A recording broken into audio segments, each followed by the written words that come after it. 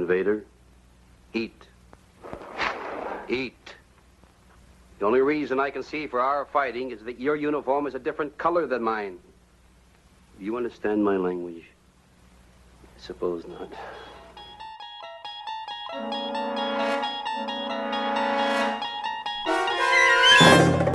Hello, and welcome to the Twilight Pwn, the internet's third most popular Twilight Zone podcast. My name is John. I am joined by my co-host, Fred. Hello. How are you doing this week, Fred? I'm doing well. This week of birth. True. And renewal. It is my birthday week. We'll be having celebrations on the Tumblr all week long. Yeah. It's Fred week on the Tumblr. Is there a birthday-themed Twilight Zone episode? It's a Good Life has the feel of a demented birthday party. Oh, it is a birthday party. Well, he does. Right. Yeah. He gets the Perry was my Perry Como record in the mail? Or? For some reason, I think of the masks, even though that's not a birthday episode. No, that but would I just be a think Death like Day episode. He gives out gifts. It's True. Kind of... I'll keep my eye on the mail for a big brown package. But let's give me an early birthday present with a sweet little TZ discussion about which episode, John? 2. This is a season 3 episode. Hey-o. Oddly, it's the 66th of the production run. It was actually the first episode to open up season 3. It aired originally on September 15th, 1961. This is a jungle, a monument built by nature honoring disuse, commemorating a few years of nature being left to its own devices. But it's another kind of jungle. The kind that comes in the aftermath of man's battles against himself. Hardly an important battle, not a Gettysburg or a Marne or an Iwo Jima. More like one insignificant corner patch in the crazy quilt of combat. But it was enough to end the existence of this little city.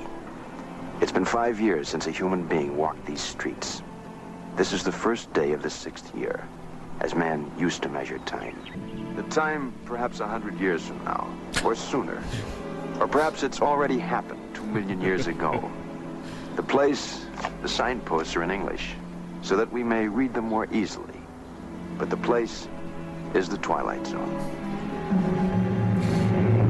There's a whole lot of hedging going on. Yeah, definitely. The time, it may be 2 minutes from now. It may be 1,000 years from now. It may be medieval times. It may be last Tuesday. That left an impression on me, as we'll soon see. All right. Well, I won't blow any of your Serling intro jokes. That is the segment we're about to do. We do our own Rod Serling style intros. Well, it's fresh in people's mind. I'll get it out of there. All right.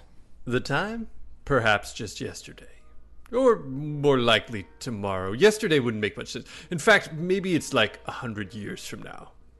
Let's call it 1,000,000 to be safe.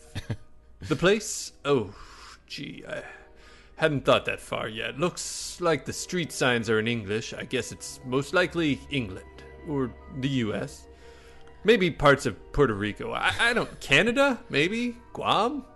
The show? The Twilight Zone. Or perhaps it's the Twilight Zone.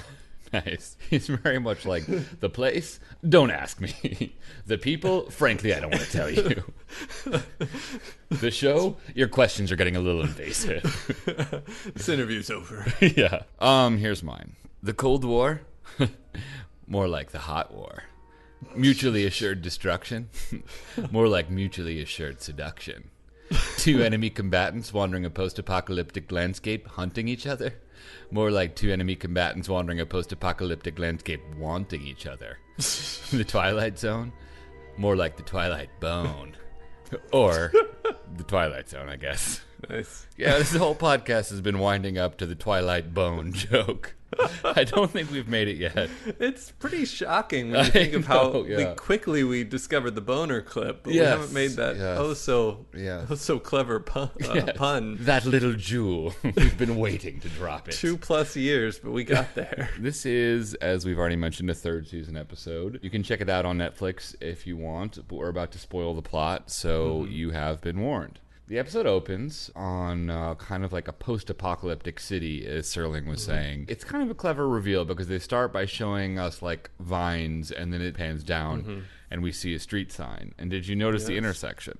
I did, because that's my old address. Exactly. 3rd Avenue and 14th Street. I lived there for a year. Yes. Listeners right above love the trivia that Right above you, I'm sure you can make out the Dwayne Reed sign somewhere in the background. I mean, it's inferred that it's New York, but Serling has kind of tried to hedge it and say it doesn't matter. But, it feels very New York-y. And into this post-apocalyptic New York, a lady soldier wanders into the scene.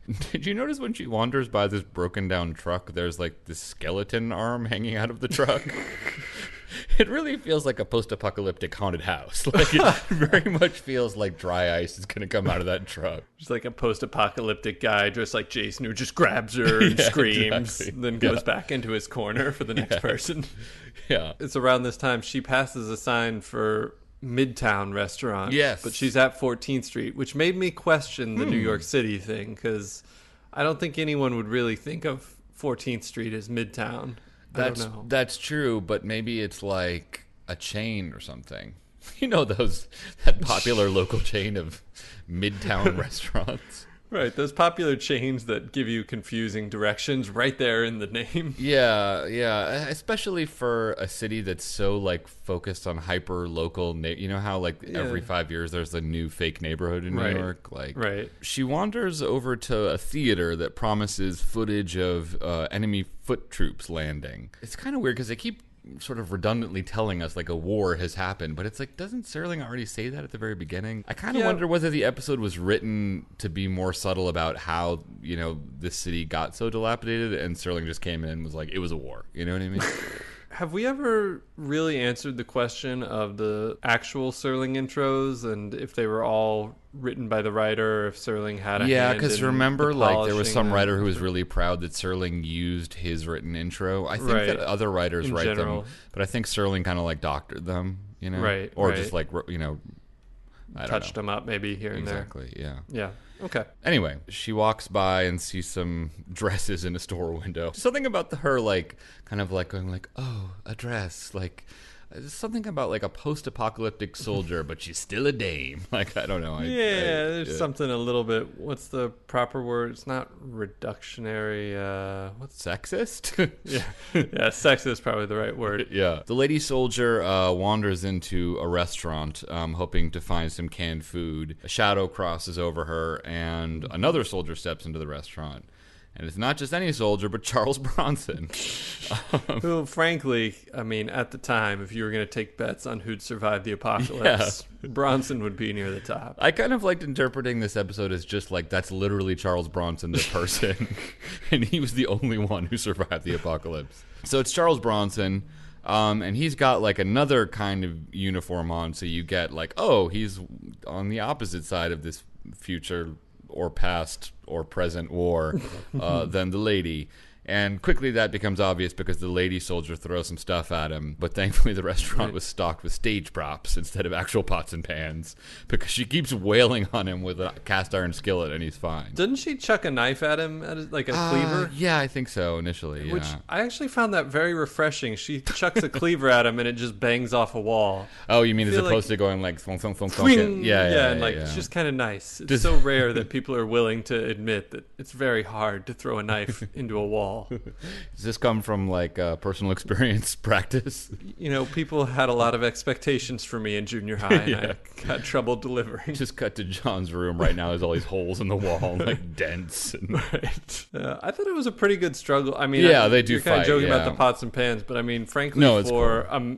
a man-woman fight, it's pretty much one take or something, and they do a decent job of making it seem physical. It's realistic in the sense that he's physically stronger than her, but she's still managing to wail on him because she's a soldier. Right. And in the end, he just kind of ups and punches her. But it was a pretty good Twilight Zone fight. Yeah. And I don't know if you noticed, but I'll play it for the listeners. Does this sound familiar at all to you?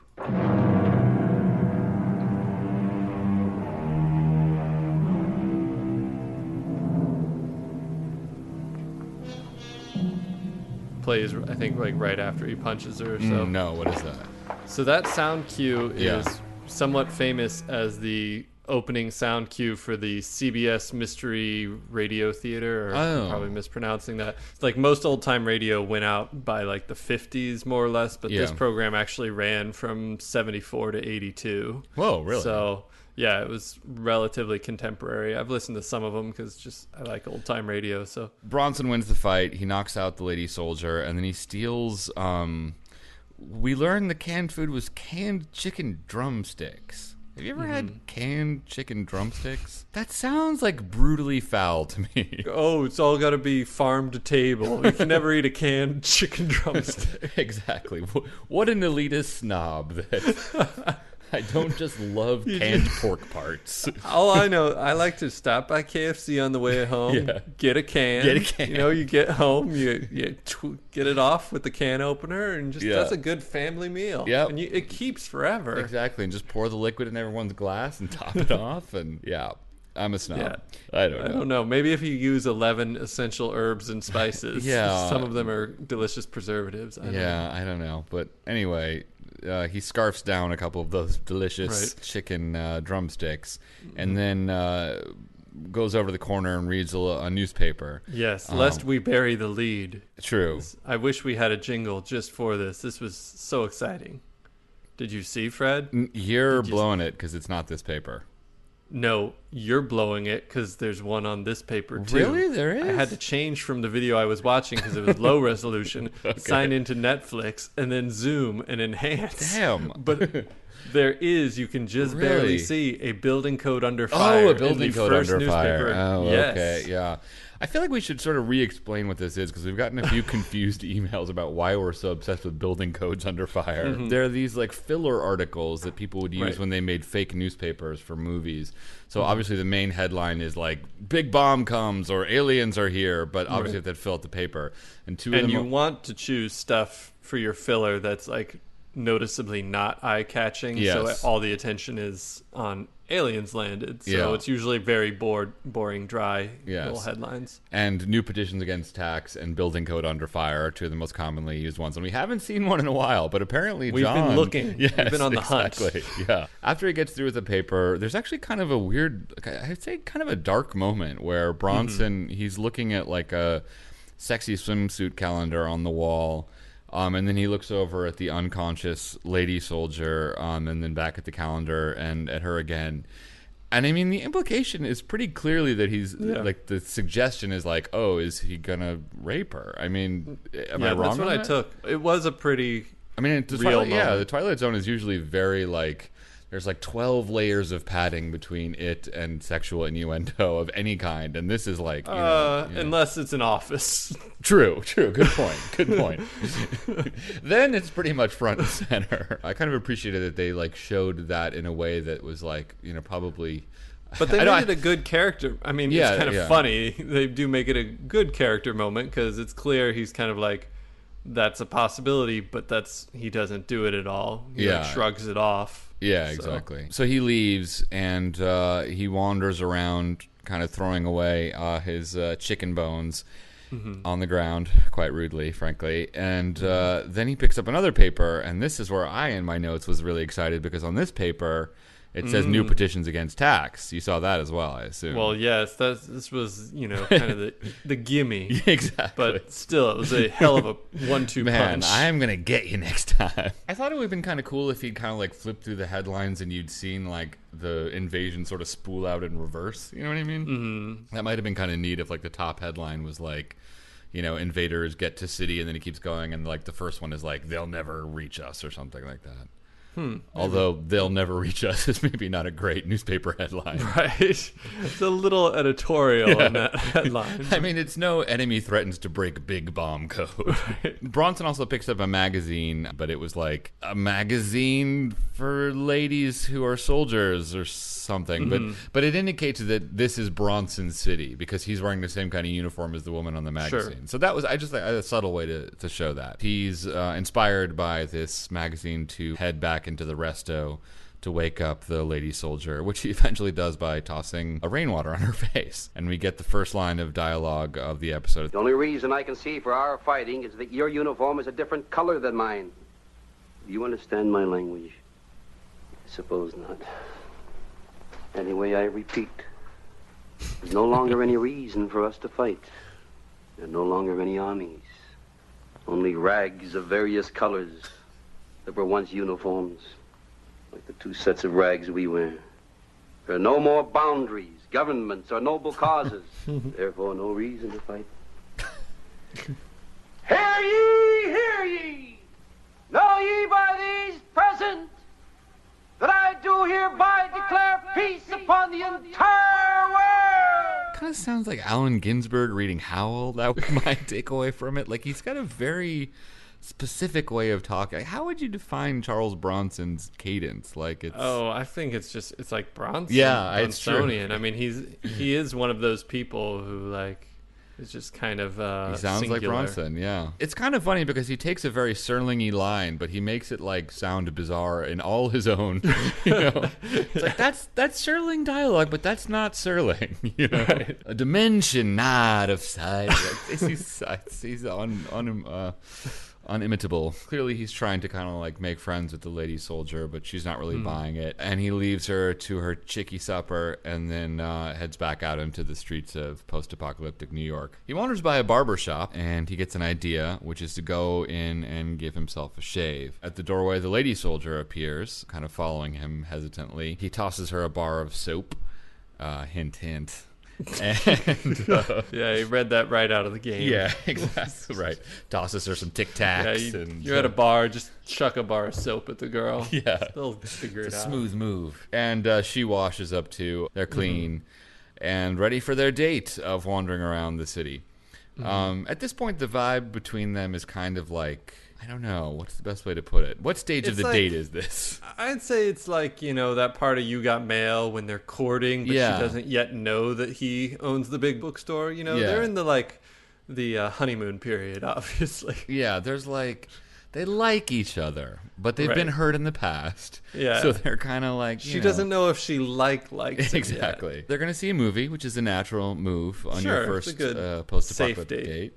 Yeah, they're going to be sitting with Charlton Heston watching Woodstock. Yeah. So they go to this movie theater, and the movie that's showing is called Furlough Romance. You know, there's a lot of really good detail in this episode. Like, it's a post-apocalyptic city, and they could have done that just by, like, showing us a city where everything's messed up. But they really kind of, like, take pains to show that it was a city that was preparing for war because there's all these, like, jingoistic posters everywhere.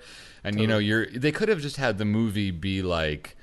anything. It could be anything. But the fact that it's like a movie that's clearly like a wartime propaganda-y movie about like a soldier who has a romance on a furlough is both a really cool detail and also kind of like draws attention to the romance that's slowly developing between the two of them. Well, I actually liked that poster even more because of the next beat. They have a little bit of a fight. There's a misunderstanding. She saw him, she scrolled through his cell and saw a text from his old girlfriend. Right. So the guns come out. They've got these guns pointed at him, and then from behind Bronson's back, I think, or maybe hers, I forget, you see the poster of Furlough Romance, and there's just this, I thought that was a cool juxtaposition of like budding love, or are they going to kill each other? It's one of the two, and that's kind of what the whole episode's about. So I liked that like visual representation of what all's happening right now. Yeah, and it's cool because they look at the poster before they pull the guns, and it seems kind of like sweet, and then they pull the guns, and then it's a nice juxtaposition. It's cool. Right. And then we cut to commercial sort of on the cliffhanger of, are they going to kill each other?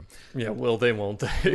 The classic Sam and Diane, will they shoot each other? Yeah, exactly. It took Harry a long time to shoot Sally, but finally. They don't, obviously. And then they're wandering around New York with two guns.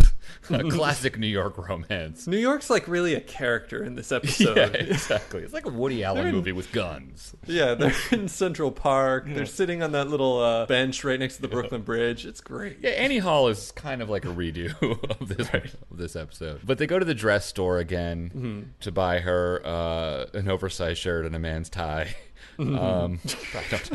And we get the only line of dialogue from the lady soldier. Procrastinate. Hope everyone enjoyed it. Yeah. She got her SAG card. Yeah, exactly. I like, too, how she just says that word, procrastinate, in just, like, the most American accent. She's just like, borscht. Yeah, exactly. Nostrova. Clearly the word sort of means, like, pretty. She likes the dress.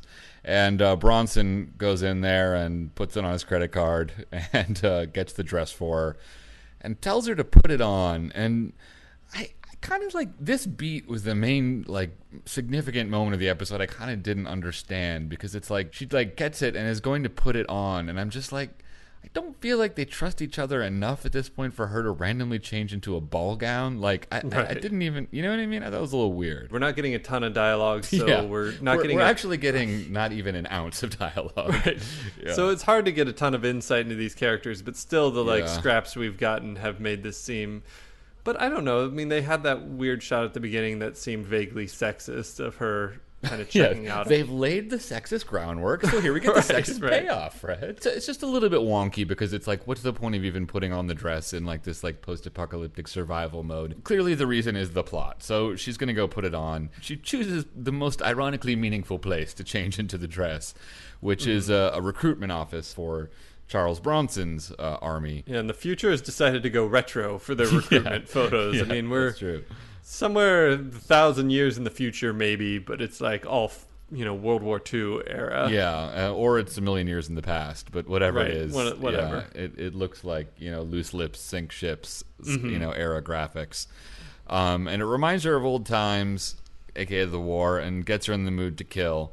So she steps outside and fires a couple shots across Charles Bronson's significant bow, I guess. I thought it was cool because the shots weren't gunshots, they were laser shots. Did you like that? I actually thought the lasers were a bit of a bummer, just because the effects were so cruddy. They weren't that cruddy. We've seen cruddier lasers. They were cruddy. They were fine. They were like, the 50s. They were, scratches on the film. Yeah. I honestly think it would have been fine if they just used squibs. Because I think in the 60s, they probably thought, we're going to be moving on to laser tech pretty soon. But here we are, like, 50 years later. And bullets still are a pretty good way to go. Yeah. So if you want to kill somebody, accept no guarantees. Yeah. Yeah, I mean, I don't want to go too far out of a limb, but I suspect, 20, 30 years from now, we may still be using bullets. So it's okay. Just use some bullets. They're much more convincing. That moment felt like a surprise to me because you expect bullets to come out because you're kind of just so in the, the idea of USA versus Russia. Right. But then you get this laser and you're like, oh, wait a minute. This is really different. So I don't know. I liked it. Maybe if the effect had worked better, maybe it would have sold the concept. I know what you're saying, and I understand, like, intellectually, it's like, it is the future, even though Rod didn't want to own up to that. Yeah, but exactly. Rod really pushed out on that one. I don't know. It doesn't change the story in any meaningful way. I know it must be sometime in the future, whether it's a year or 100 years, because... post-apocalyptic, so no, I hear you. It doesn't make that much of a difference, but whatever it is, Bronson very sort of nonchalantly Charles Bronson's off. He really doesn't seem that concerned about getting shot. And he's been through this before. He knows. He knows the game. A little cat and mouse. Yeah. I mean, if you don't get a chick angry enough to shoot a laser gun at you. You're not doing something. You're never going to seal the deal.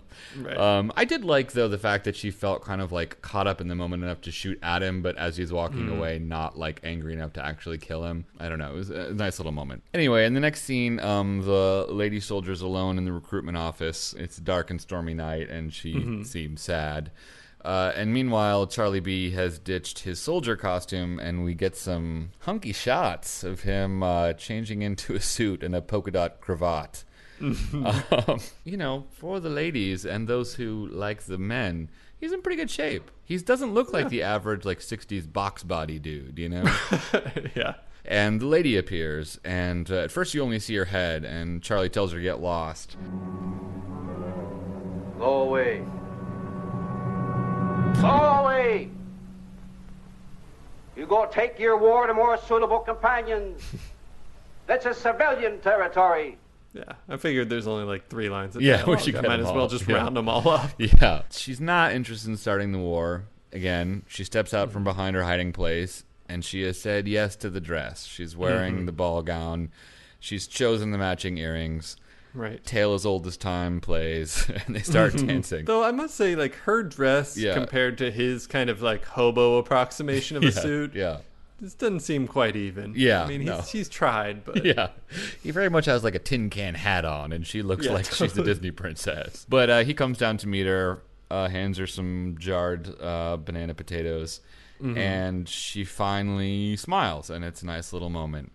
And they sort of walk off into the distance, hobo attire, guns strapped to the back, off into the post-apocalyptic future or past. Serling, Yes. what do you think? This has been a love story about two lonely people who found each other in the Twilight Zone. So, Fred, Yeah. did you think they should have kissed? That's a good Did you question. want a kiss? No, I kind of liked it without the kiss. Her smiling is really like, it's a strong moment because, you know, the actress plays it very like, you know, dour face the whole episode, and Right. her face really changes when she smiles. So that was enough for me.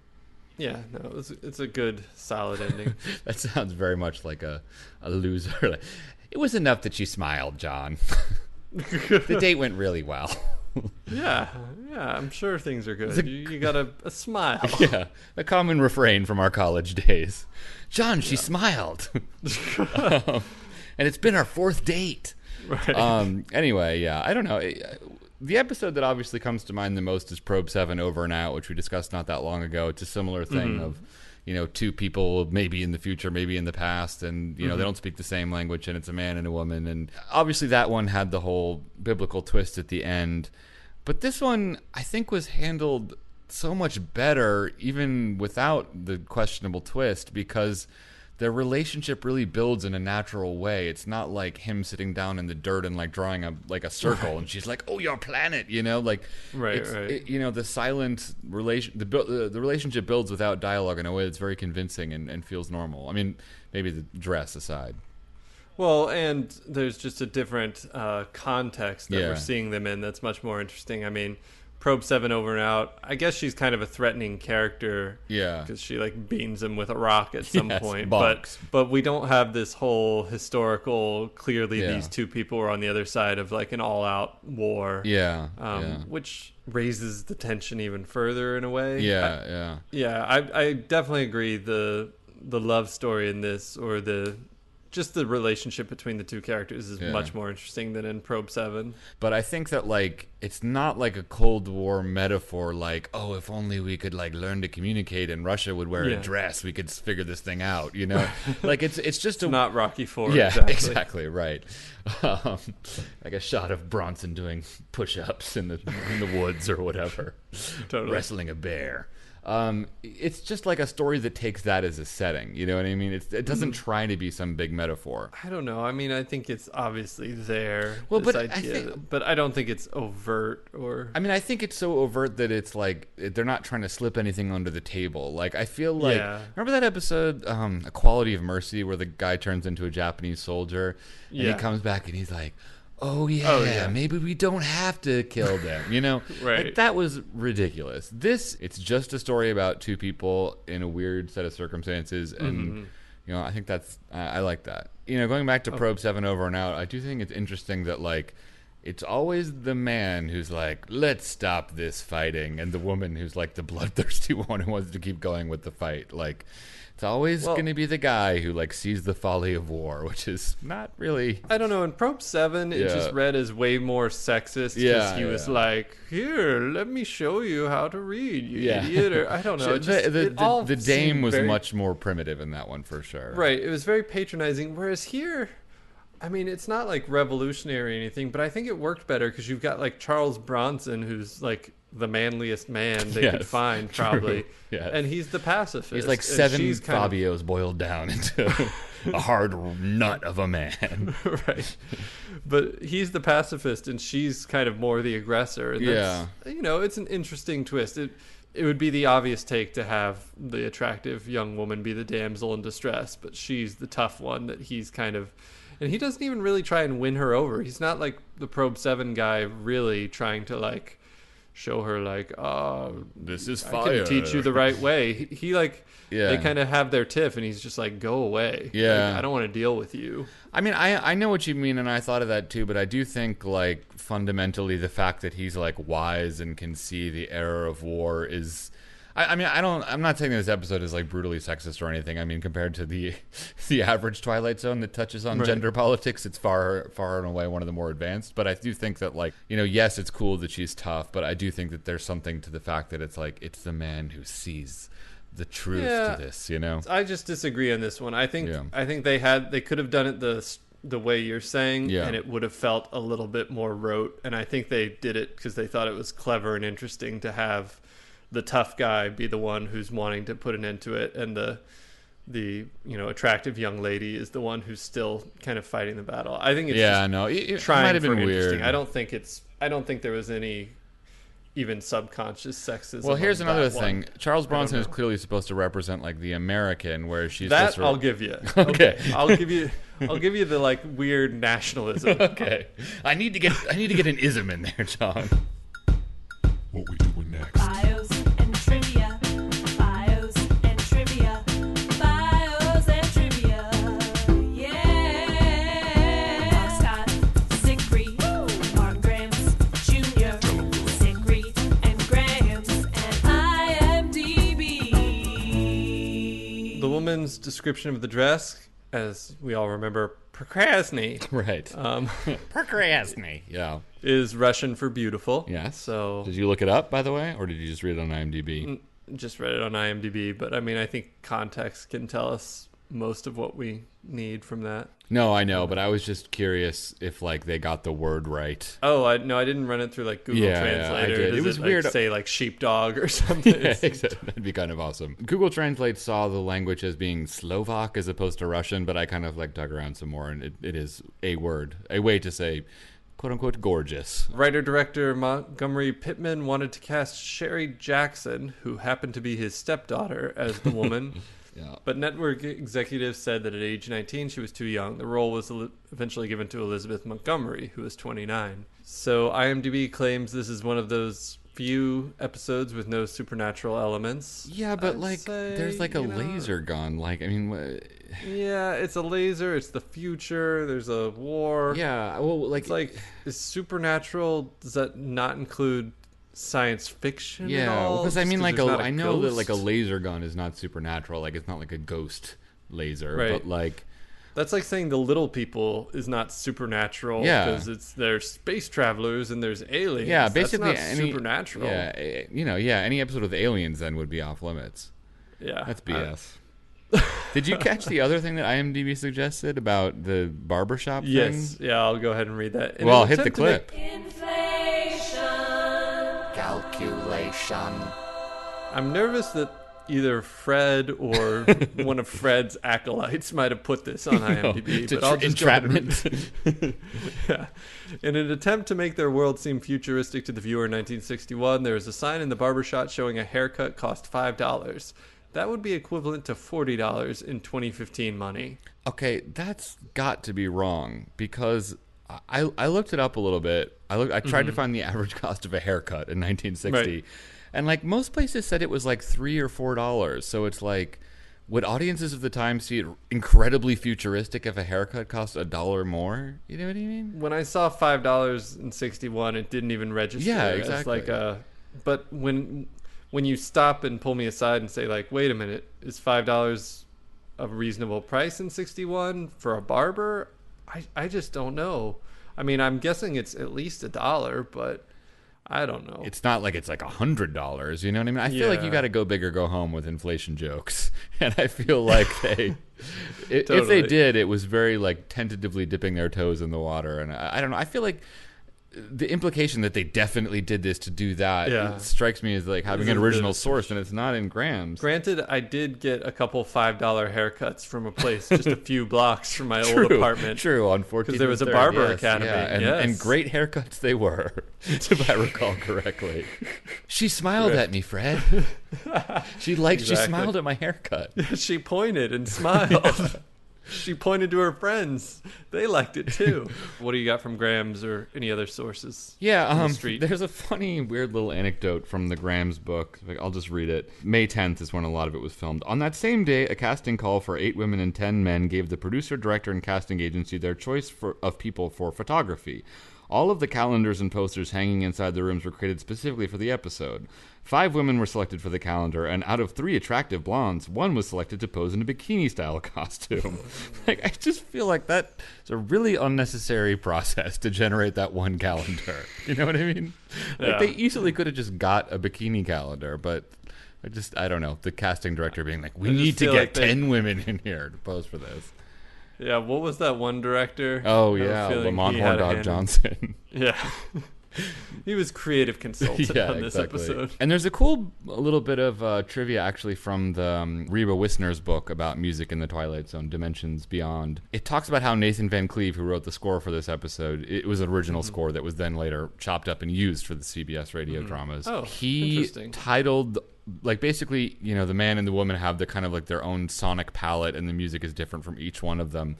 And his music is called Adam and her music is called Eve. So he kind of went with the twist from Probe 7 Over and Out and sort of implied that in this episode. I mean, I'm assuming that was his own thing. I don't think anyone told him to do that. But it is kind of interesting that on the score, all of Bronson's cues are Adam and hers are Eve. What about bios? Charles Bronson played Man. He's probably best remembered for his Death Wish vigilante series, but he was also in a lot of great movies. True. He was in The Dirty Dozen, The Great Escape, Magnificent Seven. You know, he's just kind of... What was the Western that he's in? Or a lot, obviously, but the really long one where John Huston's the bad guy? Once Upon a Time in the West. Yeah, that's a great one. Little Twilight Zone connection. Yeah. He shared a room with Jack Klugman in a New York boarding house in the 40s. Nice. And That's a whole lot of man crammed into one boarding house room. They're two very craggy-faced men.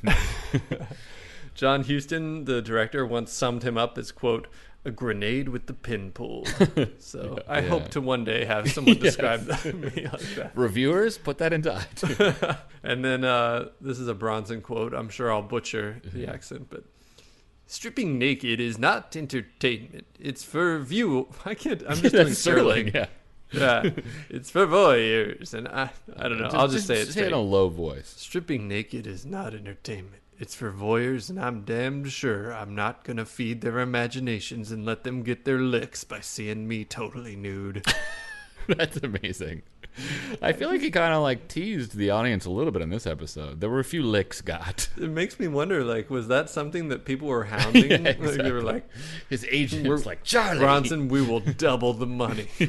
So Elizabeth Montgomery played the woman. She is most well known as Samantha on Bewitched, though she did do other things. She narrated a documentary called The Panama Deception, which won an Academy Award in 1993. She lost out on the part of Edie Doyle in On the Waterfront to Eva Marie Saint. Apparently, the director, Eli Kazan, said that the choice of actress to play the part was between those two, and Montgomery was fine on her screen test, but she just had an air of finishing school about her. So he went with Marie Saint, and she went on to win Best Supporting Actress and had a pretty great career. So anyways, a 9-foot bronze statue of Elizabeth as Samantha from Bewitched riding a broom is in a downtown park in Salem, Massachusetts, which I would put under the questionable taste category. Yeah, that's interesting. Written by Montgomery Pittman, also directed by Montgomery Pittman. As far as I'm pretty sure, he was the only Yeah, he did that for director Jeff that Myrtlebank also as wrote. well. Yeah, he did 5 episodes total: The Grave, Jeff Myrtlebank, Dead Man's Shoes, and Will the Real Martian Please Stand Up. He wrote 3 of them. Yeah. So He was that's the pretty auteur cool. of the Twilight Zone. And, you know, to his credit, I think he did some really good work. I Yeah, mean, this Dead one in Man's Shoes is particular. a little forgettable. But, Yeah, no, but I think this general. one is maybe the pick of the Pittman litter. Well, of the written director. Yes, I mean, yeah. Will the Real Well, I mean, frankly, I guess overall, I don't know. We'll talk about that in just a second.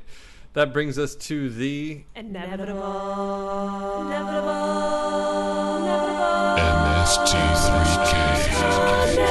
MST3K. So we like to find connections between Mystery Science Theater 3000 and the Twilight Zone. What do we got this week, John? I was pretty nervous since there's only 2 people, and I didn't recall either of them being in there. But luckily, I'm pretty sure I've missed this in previous go-rounds. As you were mentioning, Van Cleave did the music for this Right. episode. He's done some other episodes. I don't believe I've ever made this connection Yeah, I don't before. think so, yeah. He did the music for the 9th season episode, The Space Children. Yeah, he did. That's true. I think they actually make a joke when his name's on screen, don't they? I can't recall, but we can look it up. To the Tumblr. Yeah. Yes. Cool. What about the ratings on IMDb? What do they say? IMDb gives this an 8.0, which puts it in the comfortable, Comfortable middle, good yeah. category. Like, Well, I mean, I think once you hit 8, you're kind of in the yeah. like top third-ish or something. You're Yeah. in the good side of the middle. How do you feel? I'm getting jitters about In When the Sky Gate. I feel like I've learned my lesson, so I won't go too far, but I feel like this is a very oft-beloved episode. I feel like there's a lot of people who really like it. Yeah. And I remember watching it a long time ago and not being all that taken with it. And again, I watched it this time, and I don't know, something about it. I can't deny it's well done. Yeah, it's very well done. I mean, I think there's very few, like, maybe with the exception of her being so eager to try on the dress, there's very few false notes in it. It's funny because it's well written, it's well directed, it's well acted. The setting is gosh good. darn it, I'm just a jerk. Yeah, I mean, frankly, it's what it kind of boils down to. taste. It's like this is 100% taste. Like I can't. I will say why. I just say it doesn't engage me very well. And when I was watching it before, it kind of bored me. And watching this time, I was trying to really focus, and I was like, my mind would wander. I'd drift. I mean, I don't know if it's something as simple as it doesn't have a lot of dialogue, which makes me sound like a total idiot. But no, I don't think so, because that's a tightrope balance to have an episode without dialogue. I mean, it really is. It's a high wire act, John. And I think that you run the risk of just being a little bit unengaging. The very fact that they decided to do it that way is sort of interesting, but that only goes so far. They really have to hold your attention. So I can understand it. And the characters, I mean, it makes good allegory, I guess, but since they don't talk, they don't really get to know each other. We don't get anything more than like a thumbnail sketch of the two. Yeah. And the actors, they do a good job. It's just, it's hard for me to like really invest in them. So, my initial instinct is to be a little harsher for them, but when you tally up the scorecard, it's all, I can't really go any higher than like a 7, but I think a 7's, I think there's a lot of people who would put it much higher than that. But I like how you set this up like you're really going to burn it, and I'm only coming in 1 point higher than you. Well, for a second I was thinking 5+. Whoa, I was like, no way. And then I was like, well, 6, but I knew I was still going to get too many emails. So let's say a 7- for me. Okay. What's the number that I can say where I don't get too many emails? I love this little glimpse into the triangulation. At least you're honest about your pandering. We're in the situation room right now, exactly. Fred. How can we handle this before it gets started? Yeah. I actually really like this episode a lot. I like how unambitious it is. I know that sounds weird, but it's just trying to tell a simple little story, and I think that you have a very obvious Cold War metaphor, and I think that they just sidestep that and just have a sweet little tale that's told very simply and elegantly and efficiently, and I really enjoy watching it. I do agree it's not one that I jump to watch, because I think the lack of dialogue makes it kind of hard to sink your teeth into. But once you do, I think it's really rewarding and really well made.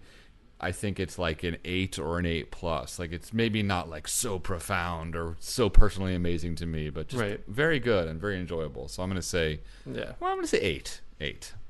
Okay. Cool. All right. That wraps it up for 2. Thank you very much to Nice.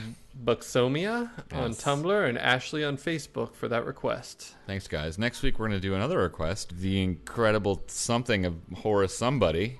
The Incredible World of Horace Ford, a 4th season episode by Anonymous on Tumblr. So requested by my bungling of that episode title brings us to... I hate to tell you, but I'm afraid this time you pulled a boner. Yeah, this is kind of a... we can't get away from this. Yeah, this is a hard boner to shrug off. I want to squirm my way out of this one, but he's right. Yeah. We gotta just take our licks sometimes. Yeah, exactly. Craig, a listener, pointed out that our last episode is mistitled. It's not a kind of stopwatch. It's a kind of a stopwatch. So I'll have to go back and fix that on the Tumblr. Yeah, we'll re-record the episode. Yeah, exactly. I'll just insert myself saying "a" and put it in there. We'll just put in Fonzie every time. Yeah. Hey. Hey. Yeah. So thanks for that correction, Craig. And Craig's actually he's coming out with his own Twilight Zone podcast in the not too distant future. We'll keep you posted on that one. It'll be one that'll escape our wrath for Craig's service in the name of boners. We've actually been getting a lot of feedback in recently. I feel like somebody tweeted a picture of himself holding the dildophone recently. I really enjoyed that. Oh, that was very... I was very jealous. Yeah, exactly. I was very jealous.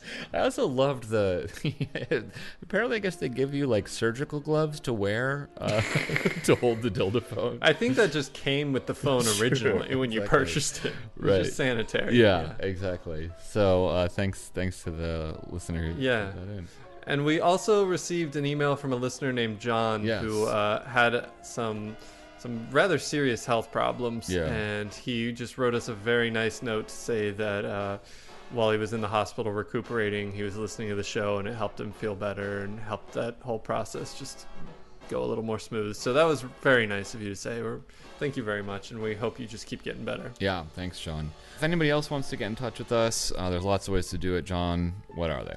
People could send us an email at twilightpwn@gmail.com, spelled PWN. You can get in touch with us on Twitter at Twilight Pwn. You can check out our website, twilightpwn.tumblr.com. You could listen to us on any kind of podcatcher app, or you could subscribe to us in iTunes. If you're over there, if you'd leave us a rating or review, we really appreciate those. Speaking of which, thanks to Nate Laushi and Sarsar111. Yeah, the Sarsar 111 episode was a real mixed bag. There was I don't know, Fred. You were getting some fan mail. I don't know how your girlfriend feels about this. There's some mention of a bit of a crush, but also it starts off by referring to me as "quote unquote" like your sassy sidekick or something like that. Fred, you're the co-host. You're the sassy sidekick. Fair enough. Thanks, Sarsar. And if things don't work out, hey, you know where to find me. Tweet at us. Yeah, exactly. So, John, for the outro. If you were stuck in a post-apocalyptic New York City, would you rather be there with Charles Bronson or Elizabeth Montgomery? Think carefully. Okay, are we 100% certain there are no other people in the city? And I mean humans or like mutants or anything? Is it just the two of us? Just the two of us? Yeah, okay. Okay, if it's absolutely just the two of us, I'm taking Elizabeth. Yeah, no, I hear you. If there's a chance of Omega Man mutants coming out or something, I want Bronson in my corner. Plus, I'll you could figure out ask a way to him make about it all work. his movies, and he could tell you what it was like to work with John Huston and Rod Serling. Totally. Yeah. Plus, he's cut. Yeah, you have the same rationale. But the other way. Oh, okay, got it. I'll Cool. talk to you next week, John. All right, later, Fred. Cool.